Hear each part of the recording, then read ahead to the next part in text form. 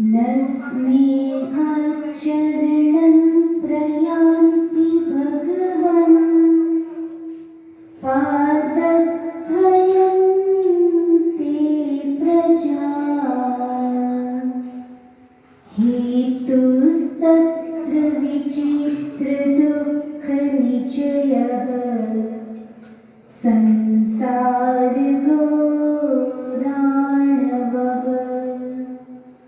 अत्यन्तस्फुरदुग्ररश्मिनिकरं व्याकीर्णभूमण्डलो ग्रैष्मः कारयतीन्दुपादसलिलम् छायानुरागं रवि तुभ्यं नमः रविसमां तव तेजकाय तुभ्यं नमः शशिसमोज्ज्वल वैभवाय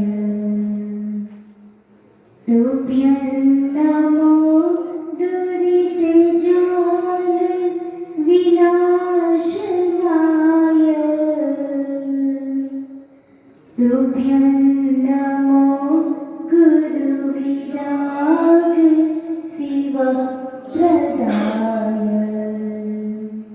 जय बोले अनंत सिद्ध परमेश्वर भगवान की, देवादिदेव श्री 1008 पार्श्वनाथ भगवान की, परम पूज्य आचार्य भगवंत वात्सल्य रत्नाकर श्री विमल सागर जी महाराज की, परम पूज्य तपस्वी सम्राट श्री सन्मति सागर जी महाराज की, युग प्रमुख शमणाचार्य गणाचार्य गुरुदेव श्री विराट सागर जी महाराज की, परम पूज्य आचार्य भगवान श्री विशुद्ध सागर जी महाराज की, द्वादशाम जिवाणी माता की, परम पूज्य श्री श्री सीता श्रीमती माता जी की, परम पूज्य श्री श्री बेगम्मा श्रीमती माता जी की।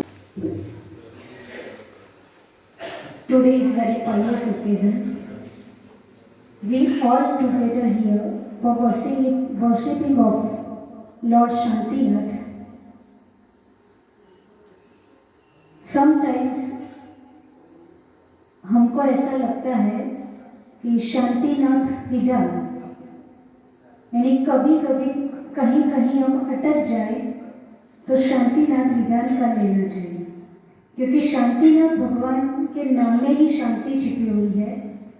इसलिए हम लोग भी प्रिफर करते हैं कि शांतिनाथ विधान कर लें। 24 तीर्थंकर हमारे लिए इक्वल है, 24 तीर्थंकर की महिमा इक्वल है, पर शांतिनाथ भगवान हुए, पार्श्वनाथ भगवान हुए, आदिनाथ भगवान हुए, राइट, उनकी प्रतिमा सबसे ज्यादा देखने मिलती है। आचार्य हमको सिखाते हैं कि सभी तीर्थंकर इक्वल है। हमारी भावनाएं अथवा उनके प्रति हमारी जो महिमा होनी चाहिए वो सबसे ज्यादा होनी चाहिए।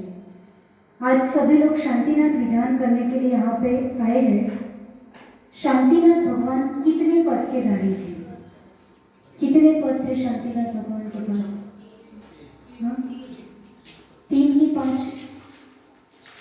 बंटी भैया कौन से 5 पद? फिर 5 बोला ना आपने? अच्छा, कितने पद के धारी थे? मौत तो नहीं है ना आप लोगों का? 1 पद, 2 पद, 3, 5, 10, 3 पद। अच्छा, 3 पद के धारी थे। कौन से? कामदेव, चक्रवर्ती और तीर्थंकर। 63 शलाका पुरुष होते हैं। शलाका पुरुष यानी महापुरुष। उसमें चक्रवर्ती भी आते, राइट, तीर्थंकर भी आते, तीर्थंकर के माता पिता भी आते, नारायण, प्रतिनारायण, बलदेव सभी आते। ये सब मिला के 63 शलाका पुरुष होते। शांतिनाथ भगवान, कुंथुनाथ भगवान और अरंगनाथ भगवान, ये 3 ऐसे तीर्थंकर हुए जिनके पास खाली तीर्थंकर पद नहीं था। 24 तीर्थंकर में से 21 तीर्थंकर के पास तीर्थंकर पद था, बट 16, 17, 18 नंबर के जो तीर्थंकर है वो तीर्थंकर भी थे, प्लस चक्रवर्ती भी थे, और कामदेव भी थे, यानी उनका विशेष पुण्य था कि एक साथ वो कामदेव भी थे, यानी सबसे ब्यूटीफुल थे उनके समय में, राइट। चक्रवर्ती भी थे, 6 खंड उनके अंडर में थे, और साथ में तीर्थंकर भी बने आदिनाथ भगवान के, राइट। भरत चक्रवर्ती के सामने 3 अपॉर्चुनिटी एक साथ आई थी। फर्स्ट, किसी को याद है 3 बातें एक साथ कौन सी आई थी? चक्रवर्ती देखो, फर्स्ट था भरत चक्रवर्ती के सामने कि आदिनाथ भगवान को केवल ज्ञान प्राप्त हुआ। एक साथ 3 न्यूज आई, राइट। फर्स्ट में यानी एक इधर से, एक इधर से, एक इधर से। अब तीनों में प्रायोरिटी सेट करनी थी कि पहला मैं किस में जाऊं, राइट। आपके वहाँ शांतिनाथ विधान है और आज ही किसके वहाँ शादी है, तो आप कहाँ जाना प्रेफर करोगे?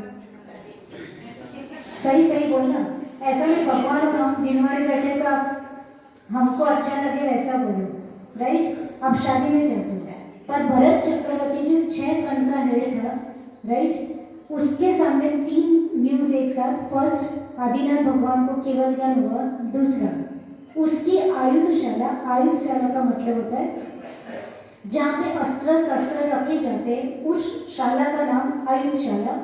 आयुधशाला में चक्र रत्न की उत्पत्ति हुई। और तीसरा news at a time I कि उसके पुत्र रत्न की भी प्राप्ति हुई, यानी खुद का बेटा हुआ। आदिनाथ भगवान को केवल ज्ञान, खुद का बेटा होना, और तीसरा उसकी आयुधशाला में एज अ चक्रवर्ती चक्र की प्राप्ति होना। 3 न्यूज एक साथ ही। अब क्या करें? बेटे का जन्म हुआ, उसका उत्सव मनाएं। आदिनाथ भगवान को केवल ज्ञान हुआ तो वहां जाके भगवान की पूजा करें कि यहाँ चक्र रत्न प्राप्त हुआ। तो जब चक्रवर्ती को चक्र रत्न की प्राप्ति होती है तो सबसे पहले चक्रवर्ती चक्र की पूजा करता है, राइट। तो उसकी पूजा करें। क्या करें? आप होते तो क्या करते? सही सही बताओ। 3 न्यूज आपके सामने होती, राइट। आप सबसे पहले किसको प्रीफर करते, किसको प्रायोरिटी देते? पहले तो व्यक्ति अपना चक्र संभालता, चला ना जाए, पहले पूजा कर लो, राइट। उनके सामने 3 अपॉर्चुनिटी, 3 न्यूज एक साथ थी। उन्होंने सबसे पहले प्रीफर किया आदिनाथ भगवान को केवल ज्ञान हुआ है। सबसे पहले मेरे पिता, उनके अकॉर्डिंग उनके पापा ही थे, मेरे पापा को केवल ज्ञान प्राप्त हुआ है। सबसे पहले मैं समूह शरण में जाके क्या करूँगा? उनके केवल ज्ञान की महिमा करूँगा, केवल ज्ञान की पूजा करूँगा। और उन्होंने बेटे का जन्म हुआ, देखा जाएगा। आयुष्शाला में चक्र रत्न उत्पन्न हुआ, बाद में देखा जाएगा। सबसे बड़ी प्रायोरिटी उन्होंने किसकी रखी? समूह शरण में जाके भगवान के समूह शरण को प्रायोरिटी दी। ऐसे हमको भी अपने जीवन में सोचना चाहिए कि यदि सामने लिस्ट ऑफ सिचुएशंस है तो which situations is preferable for me, right. मेरी आत्मा के लिए, मेरी वेलफेयर के लिए, सोल पावर इंक्रीज हो, उसके लिए ये सारी सिचुएशंस में से कौन सी सिचुएशन मेरे लिए प्रेफरेबल होनी चाहिए, प्रायोरिटी पर होनी चाहिए। और वो प्रायोरिटी यदि हम सेट करते हैं so we are on proper track, तब जाके हम एक प्रॉपर ट्रैक पर चल सकते हैं। तो आज आराम से घर जाके सोचना कि लिस्ट ऑफ सिचुएशंस हमारे सामने होती है, तब हम क्या चूज करते हैं, right. Whatever you are choosing, it's your life. जो आप चूज करते हो उसके अकॉर्डिंग आपका फ्यूचर, आपकी डेस्टिनी, आपकी लाइफ डिसाइड होती है। एक बच्चा होता है जो बचपन से खेलने में ही मस्त होता है, उसको लगता है पढ़ना वढ़ना क्या मतलब है, ये पढ़ाई वढ़ाई नहीं करनी है, बस मोबाइल चला रहा है, टीवी देख रहा है, यहाँ वहाँ घूम रहा है। उसने अपने बचपन पूरा ऐसे ही निकाल दिया। और एक टाइम पीरियड आएगा जब लाइफ डिसाइड करनी होगी, लाइफ सेट करना होगा, कुछ ना कुछ एक फील्ड सिलेक्ट करना होगा। जब उसने अपने चाइल्डहुड को ऐसे ही निकाल दिया तो वहाँ जाके क्या आएगी? थोड़ी दिक्कत आएगी कि नहीं?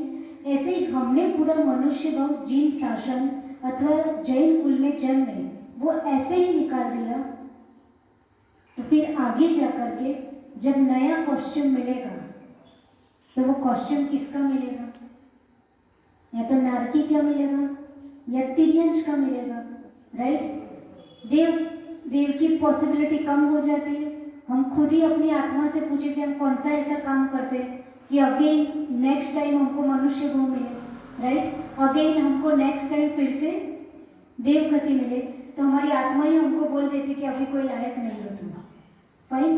तो हम इस भाव को हमारा डेस्टिनी में नहीं समझे, यानी हम अपना फ्यूचर क्या समझते हैं, अच्छा पैकेज मिल गया, बच्चा सेट हो गया, उसका फ्यूचर वेल सेट है, इतना ही समझते हैं। जैनिज्म हमको ब्रॉड विजन सिखाता है। क्या सिखाता है? ब्रॉड व्यू करो कि आपका फ्यूचर सिर्फ जन्मे और मरे उसके बीच का जो लाइफ स्पान है उतना आपका फ्यूचर नहीं है, उतनी आपकी लाइफ नहीं है। ये आत्मा की लाइफ कितनी है? जब तक मोक्ष न हो तब तक। तो आप ऐसा कुछ फ्यूचर डिसाइड करो कि जल्दी से जल्दी हमको मोक्ष हो, और उसके लिए मैं इस काल में, ये जो पंचम काल है, उसमें जो जो अपॉर्चुनिटी मेरे पास थोड़ी बहुत है उसका यूटिलाइज करके ऐसा क्या प्लानिंग करूं, ऐसा क्या सेटअप करूं कि मेरा फ्यूचर पूरा ना किया हुआ उदय में आएगा, ऐसा नहीं, माफ कर दिया, वो तो आएगा उदय में, बट गति अच्छी मिलने से हम वहां जाकर के क्या कर सकते हैं, अपने आप को सेट कर सकते हैं। अब नरक में पहुंच के क्या सेट करेगा, तिर्यंश गति में पहुंच के क्या सेट करेगा, बहुत कम अपॉर्चुनिटी होती है। इसलिए सम्यक्त्व की इम्पोर्टेंट है।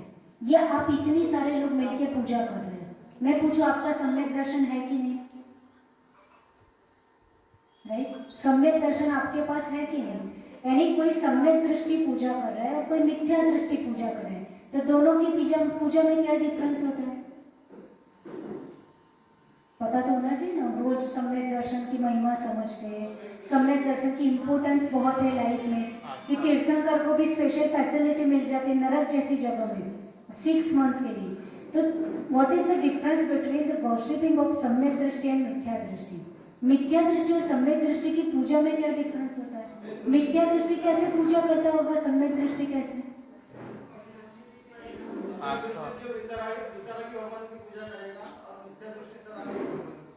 और उसका मतलब आपने ये डेफिनेशन दी, उसका मतलब जितने जैन लोग हैं वो सारे सम्यक दृष्टि? आस्था, निष्काम भक्ति, सकाम भक्ति। नहीं, ऐसा नहीं।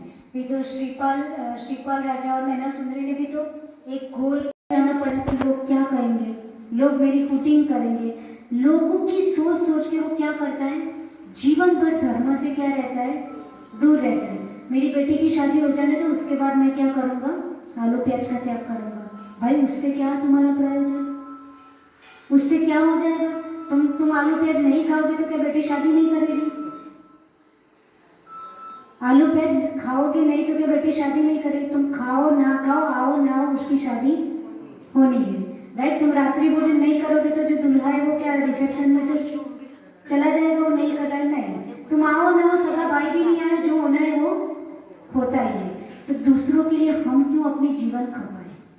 जो लोगों की प्रायोरिटी में, जो लोगों के विजन में लोग प्रायोरिटी पर होते हैं, समझ लो वो अपने आप को सम्यक्त्व से क्या कर रहे हैं, दूर कर रहे हैं। ये मोटा मोटी कह रहे हैं, एज माई एक्सपीरियंस, बाकी वो तो ऊपर वाले का ही सब्जेक्ट है, ठीक। फिर दूसरा, जब सम्यक्त्व आता है तो लाइफ में क्या चेंज आता है?